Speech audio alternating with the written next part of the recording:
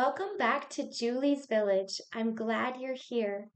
As a reminder, if you would like to receive more information or be added to my wait list for receiving coaching or consulting like services to help apply specific strategies to your individual situation, please feel free to reach out to me at juliesvillage@gmail.com. Julie's does not have an apostrophe. In this episode, I'll be continuing on with our next eligibility category, under which a student can qualify for special education services under the Individuals with Disabilities Education Act. I'll be pulling my information from the Idaho Special Education Manual, and this information can vary slightly from state to state, but overall, it's pretty similar across the nation. This category is other health impairment. Oftentimes the acronym is used OHI. Under this category, students would need to have a medical diagnosis of an illness that impacts their strength or their vitality or their ability to take in educational stimuli. And this might be due to a heightened awareness of environmental stimuli that distracts them from noticing the educational stimuli that's happening in the environment. There can be a wide variety of diagnoses that might fit under this category. But at the same time, this category, a student can't be qualified or be shown, or there can't be evidence that a different category is more appropriate for them. For instance, specific learning disability or an emotional behavioral disorder might be a better fit. And in that case, then this would become perhaps a secondary category, but would not be the primary category.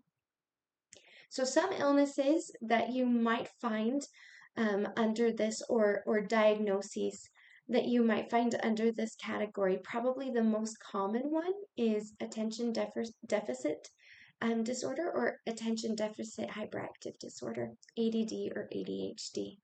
You might also see asthma or cancer or diabetes or epilepsy or fetal alcohol syndrome, a heart condition, hemophilia, lead poisoning, leukemia, nephritis, rheumatic fever, sickle cell anemia, Tourette syndrome, a stroke. All of these things are things that can really impact a student's ability to just have that stamina to make it through their day, or might cause significant distraction. Such things again as like cancer and leukemia. If students have to undergo treatment, radiation treatment, chemotherapy treatment, sometimes those treatments can actually impact some of those brain processes, and that can impact how they're performing in school and their ability to focus in school. So a team might meet together if a student has one of these diagnoses and they're seeing that there are concerns at school. They are going to go through those three prongs again. They're going to do a full battery of assessments to see what is going on and what is that impact.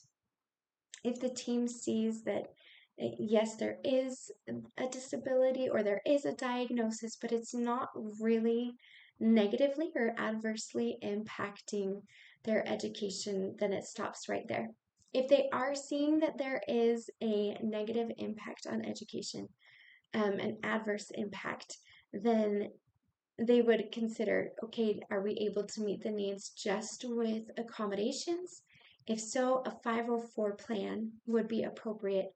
I think this is a good time to mention that when it comes to 504 plans, there's a little bit more flexibility. There can be a diagnosis or some kind of documentation of a prior diagnosis, or there can be just they're regarded as having a diagnosis. That means that there isn't a specific diagnosis, but there are symptoms that are observed that are typically associated with that diagnosis.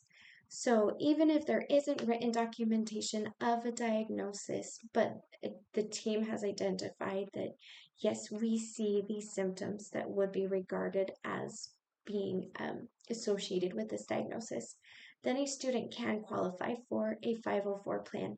That's not true when it comes to um, an individualized education plan. In that case, to receive special education services, then there does need to be documented diagnosis.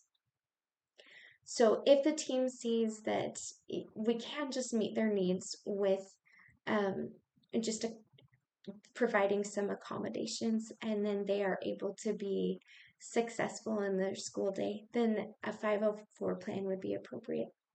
If the team sees that that is just not quite enough, this impact is more severe, they need that specially designed instruction to help them to make adequate progress in their school their school performance, then at that point, the team would say that yes, they do qualify for special education services.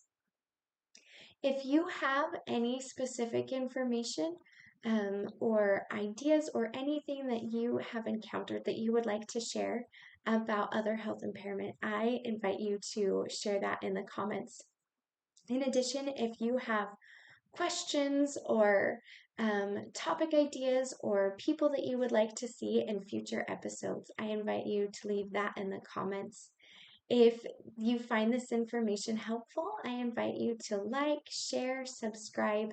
That just helps this content to be more accessible to more people who might need it. Thank you so much, and we'll see you next time.